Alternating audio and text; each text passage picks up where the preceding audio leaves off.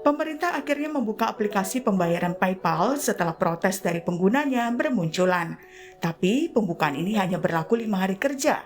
Artinya dalam waktu 5 hari atau hingga Jumat mendatang, pemilik akun diharapkan memindahkan dana mereka dari PayPal ke layanan bank digital yang resmi terdaftar. Tak hanya itu, Kementerian Komunikasi dan Informatika juga masih menunggu PayPal mengajukan pendaftaran PSE agar bisa diakses secara permanen oleh masyarakat. Dan kami harapkan ini kami buka untuk memberikan kesempatan kepada masyarakat untuk melakukan migrasi. Migrasi supaya tadi uang-uangnya tidak hilang, karena memang sampai saat ini kami belum berhasil atau PayPal tidak melakukan kontak dengan kami.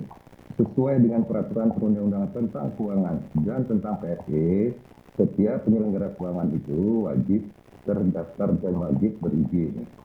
Itu saya harapkan masyarakat benar-benar memanfaatkan waktu yang kita berikan dari pemerintah. Kita akan berikan tenggang waktu lagi 5 hari kerja. Mulai 29 Juli 2022, Kementerian Komunikasi dan Informatika memang memblokir sejumlah penyelenggara sistem elektronik atau PSE lingkup privat yang tidak mendaftar. Pendaftaran PSE lingkup privat ini memang telah diatur dalam Peraturan Pemerintah Nomor 71 Tahun 2019 tentang penyelenggara sistem dan transaksi elektronik, serta Peraturan Menteri Kominfo Nomor 5 Tahun 2020 tentang penyelenggara sistem elektronik lingkup privat. Namun hingga batas akhir pendaftaran, ada sejumlah PSE yang belum mendaftar. Per 31 Juli 2022, masih ada 6 situs yang diblokir oleh Kominfo, yaitu Yahoo, Origin, Epic, Steam, Dota, dan Counter-Strike. Menanggapi pemblokiran ini, Lembaga Bantuan Hukum atau LBH Jakarta membuka posko bantuan hukum bagi masyarakat yang merasa dirugikan akibat pemblokiran sistem kepada penyelenggara sistem elektronik atau PSE. Menurut LBH Jakarta, pemblokiran merupakan pelanggaran hukum dan pelanggaran hak asasi manusia karena akses informasi layanan digital saat ini merupakan bagian dari hak asasi manusia. LBH Jakarta berpandangan bahwa tindakan pemblokiran tersebut adalah pelanggaran hukum dan hak asasi manusia. Pertama, kami harus menekankan bahwa akses informasi layanan digital itu saat ini merupakan bagian dari hak asasi manusia. Hak orang untuk mendapatkan informasi, termasuk juga hak untuk mendapatkan penghidupan dan lain-lainnya.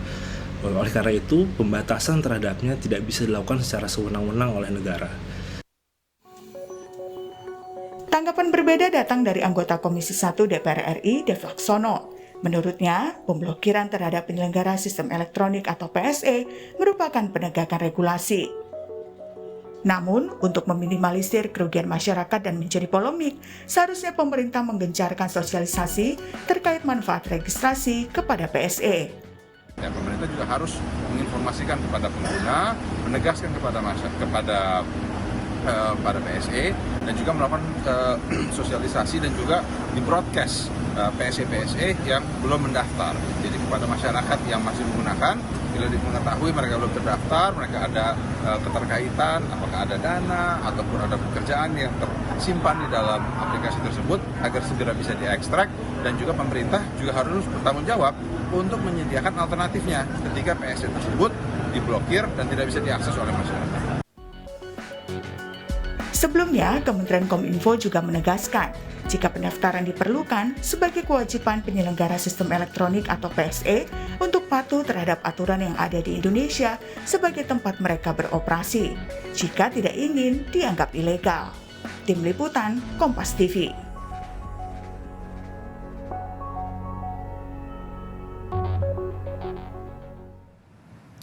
Saudara, hingga kini masih ada sejumlah situs dari penyelenggara sistem elektronik atau PSE lingkup privat yang diblokir oleh pemerintah. Alasannya karena mereka tidak mendaftarkan diri sampai batas waktu yang sudah diberikan terkait aturan kewajiban pendaftaran PSE. Di satu sisi ada pihak yang menilai pemblokiran diperlukan sebagai bentuk penerapan regulasi. Di sisi lain ada pula pihak yang menilai pemblokiran tersebut melanggar HAM karena akses informasi layanan digital saat ini merupakan bagian dari hak asasi manusia.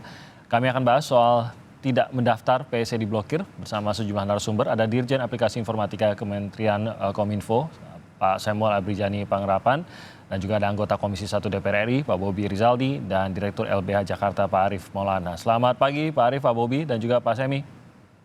Selamat pagi, Mas Timothy. Selamat pagi, terima kasih sudah bergabung bersama kami. Pak Arief. Saya langsung ke Pak Semi.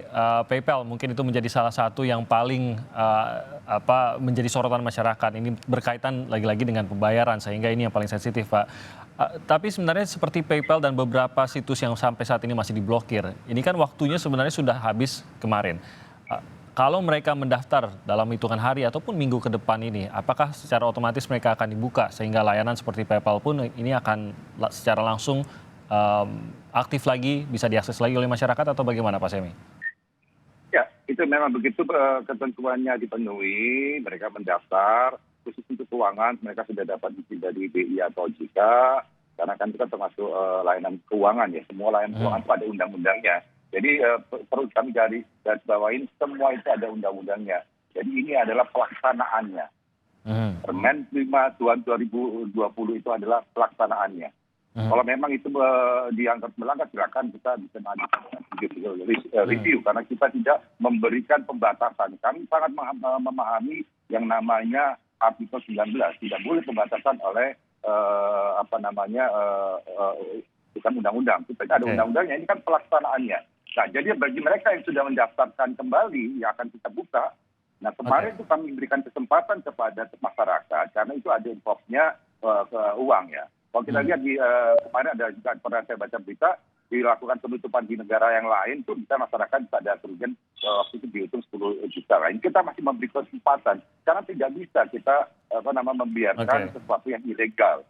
Beritanya akan lain itu, kalau kita nggak blokir itu. Pemerintah didikte oleh swasta, asing lagi. Ini kan sebenarnya sudah dibicarakan, sudah disampaikan juga kepada masing-masing. Ada beberapa yang juga informasinya bahkan tidak ada tanggapan. Saya nggak tahu apakah PayPal ini juga termasuk yang tidak ada tanggapan. Bagi mereka yang sudah menanggapi, sebenarnya ada keberatan apa Pak Semi sejauh ini untuk mendaftarkan diri? Karena saya yakin kalau memang ada niat mendaftar, sebenarnya kan hanya tinggal mendaftarkan dan selesai. Tapi pasti mungkin ada poin yang mereka masih keberatan untuk akhirnya tidak mendaftarkan. Saya juga belum tahu, mereka ada yang waktu yang umpamanya LinkedIn itu mereka tidak, LinkedIn itu nggak tahu kalau mereka termasuk dalam kategori itu. Begitu mereka tahu langsung mereka daftar. Kan kita suratin, karena itu kan dia mengumpulkan data pribadi orang Indonesia. Yang kalau yang ada yang tidak merespon, tapi yang ada yang game yang kemarin ada tim Dota 2 dan Counter-Strike, mereka lagi menyiapkan. Karena mereka saya sudah daftar di perpajakan. Perpajakan semua orang sudah ada pajak gitu. Ini kan pendaftaran PSE-nya gitu. Apalagi kalau mereka bilang sudah mendaftar di pajak, harusnya mereka punya legal consultant-nya yang harusnya memberikan tahu. Terbukti kan semakin lebih banyak orang yang mendaftar daripada yang tidak mendaftar. Kan sudah 9.000 lebih yang mendaftar. Yang aslinya pun ada 200 lebih. Tapi tidak ada yang menyampaikan keberatan akan poin tertentu misalkan gitu. Itu nggak ada. Lebih kepada tidak tahu atau belum melengkapi saja. Iya.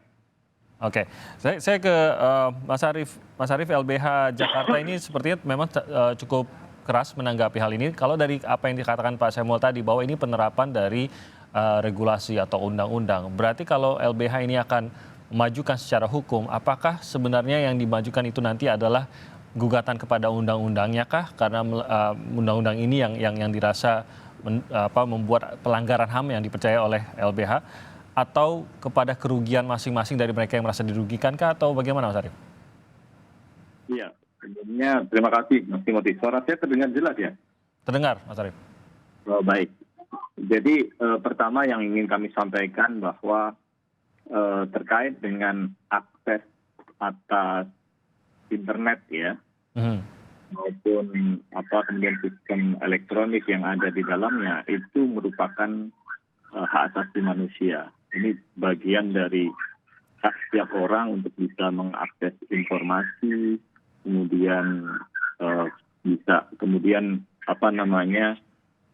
berekspresi dan lain sebagainya.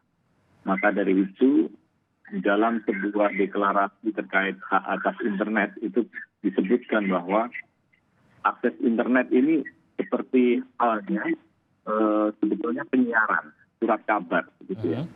Dan kalau kemudian ada semacam pembatasan, ada semacam penyaringan yang dilakukan oleh negara, ini harus terinformasikan dengan baik. Ya. Ini harus diketahui oleh warga negara dengan jelas, gitu ya. Sehingga kemudian masyarakat paham, tahu resiko, dampak, dan segala hal yang berkaitan dengan langkah yang dilakukan oleh pemerintah. Itu yang pertama. Kemudian yang kedua, dari sisi hak atas berpendapat dan berekspresi ini juga harus diperhatikan bahwa kalaupun ada penyaringan, pembatasan yang dilakukan oleh pemerintah, ini tidak boleh kemudian mengakibatkan terhambatnya hak untuk berpendapat, berekspresi dari warga negara. Ini yang penting. Tapi Dan apakah pendaftaran PSE lantas berarti pembatasan, Mas Arief? Ya, didasarkan pada prinsip Siracusa Principle, yaitu dengan atas undang-undang yang sah, ya, legalitasnya sah. Kemudian yang kedua adalah dari sisi proporsionalitas, ya, ini harus proporsional. Nah, dalam konteks pemblokiran sementara yang dilakukan oleh Kementerian Informasi, ini adalah salah satu langkah ya yang dilakukan yang mestinya juga didasarkan pada peraturan perundang-undangan. Ya. Undang-undang begitu ya. Dan saya melihat ini hanya satu hal ya, dan yang menjadi persoalan adalah oke, kalau kemudian beberapa perusahaan tersebut sudah diinformasikan, tapi bagaimana dengan masyarakat? Bagaimana dengan publik? Apakah mereka sudah tersosialisasikan dengan baik? Apakah mereka kemudian sudah diinformasikan bahwa ini resikonya terhadap pekerjaan mereka, terhadap kemudian hak kepemilikan, misalkan mereka punya uang di sana, misalkan di PayPal ya, dan resiko-resiko yang lain, yang itu akan terdampak akibat dari penerapan aturan dari Kementerian Informasi. Dan kami melihat memang aturannya sendiri ini bermasalah, karena PSE ini ya yang menjadi produk hukum dari Kementerian Informasi ini berlaku bukan hanya untuk sektor privat, tapi untuk masyarakat juga, dan rentan kemudian untuk kemudian pelaksanaannya tidak sesuai dengan prinsip hak asasi manusia. Jadi perubahan yang LBH ingin lihat ada di mananya? Apakah peraturannya harus dicabutkah atau dalam penerapan peraturan itu sendiri yang lebih bermasalah? Ya, kami melihat ada dua. Pertama, peraturan perundang-undangannya ini tidak memadai, ya. Yang kedua adalah ini langkah pemerintah dengan kemudian melakukan pemblokiran ini mengakibatkan kerugian terhadap masyarakat. Nah, dan ini bisa dikategorikan sebagai tindakan melawan hukum, melanggar hukum. Itu. Baik, saya ke Pak Bobi. Mungkin ini juga pasti kita ingin melihat dari mewakili masyarakat. Pak Bobi juga pasti memantau juga bagaimana, seperti dikatakan di harian Kompas hari ini, bagaimana media sosial rame weekend kemarin begitu. Seharusnya bagaimana melihatnya ini Pak Bobi, mengingat ini peraturan yang memang sudah ada. Penerapan dari peraturan tersebut memang seharusnya berjalan pada saat aturan tersebut dilakukan. Tapi sekarang menjadi masalah bahwa seperti kata Pak Arief tadi, peraturannya ini tidak lengkap juga. Sehingga masih ada apa yang dikatakan sebagai pelanggaran yang terjadi. Bahkan akses informasi yang dianggap sebagai hak asasi manusia ini terlanggar melalui penerapan peraturan ini. Dari kacamata Anda sendiri bagaimana Pak Bobi, apa yang harus dilakukan di sini? Menurut kami apa yang sudah dilakukan Kominfo itu sebenarnya sudah ditunggu-tunggu, karena ini merupakan upaya penegakan hukum. Betul itu, karena sudah ada legislasinya, sudah ada peraturan-peraturan turunannya, dan paling utama adalah prinsip-prinsip perlindungan kepada masyarakat Indonesia sendiri. Bagaimana negara mau melindungi masyarakatnya, mereka tidak terlindungi dari hak-haknya atas data pribadinya, atas pelayanannya, kalau misalnya apalagi platform komersial. Kalau platform komersial yang seperti PayPal itu ada setoran uang, nanti kalau misalkan uangnya ada hilang itu masyarakat mau lapor kemana? Lapor ke polisi itu di luar jurisdiksi karena entitasnya, badannya itu tidak ada di Indonesia. Lantas belum lagi aduan-aduan konten. Sekarang kan semua pelayanan publik itu kan harus ada perlindungan kepada konsumennya atau perlindungan kepada masyarakatnya. Nah, oleh karenanya menurut kami ini sudah tepat, tapi justru saya mau mengkritik sedikit ke Kominfo. karena blokirnya ini nggak terlalu keras banget. Menit tadi saya lihat ke VPN masih bisa tuh diakses Yahoo, dota2.com bisa. Jadi justru yang diprotes tanggung begitu blokirnya, Pak Bobi? Semi ini. Pak Bobi, mohon maaf ada gangguan, kita tidak bisa mendengar jelas suara Anda, Pak Bobi. Bisa diulang lagi? Ya, jadi blokirnya ini juga baru hanya situsnya saja, tapi akses untuk di situs tersebut via VPN ini masih bisa. Baru 1 menit yang lalu saya coba di dota2.com, yahoo.com itu masih bisa semua. Jadi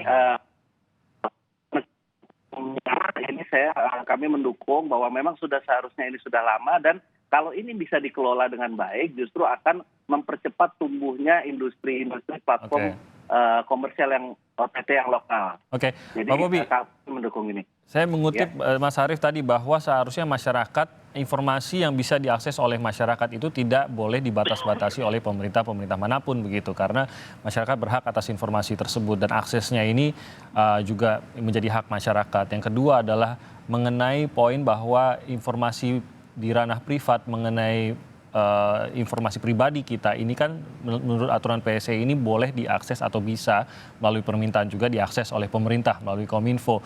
Apakah DPR merasa tidak ada pelanggaran hak asasi manusia dalam 2 hal ini? Saya rasa tidak ya, karena kan yang semua yang disampaikan tadi oleh Mas Arief itu kalau negara bisa melindungi rakyatnya. Ya sekarang bagaimana negara mau melindungi rakyatnya kalau badan atau entitasnya saja di luar negeri. Kalau sekarang misalkan PayPal, ada duitnya hilang, atau gamers udah beli skor-skor itu terus duitnya hilang, mau lapornya kemana? Mau lapornya bukan di jurisdiksi Indonesia. Jadi semua yang dikatakan itu betul, mengakses informasi itu betul, bisa. Lantas perlindungannya yang tidak bisa. Jadi jangan dipisah-pisah. Okay. Dan paling utama lagi adalah mereka bisa memonetisasi hasil operasinya di Indonesia tanpa membayar kontribusi kepada negara. Itu hal yang paling utama. Oke, baik, nanti saya akan minta tanggapan dari Pak Semi dan juga Mas Arief terkait dengan apa yang kita sudah bahas sejauh ini dan apa yang dikatakan Pak Bobi tadi. Kita akan jeda sebentar. Apa manfaatnya kalau tadi dikatakan bahwa terlindungi? Benarkah akan ada perlindungan yang lebih bagi konsumen di Indonesia dari situs-situs dari luar negeri tersebut? Kita akan bahas lebih jauh usai jeda berikut ini. Tetap bersama kami.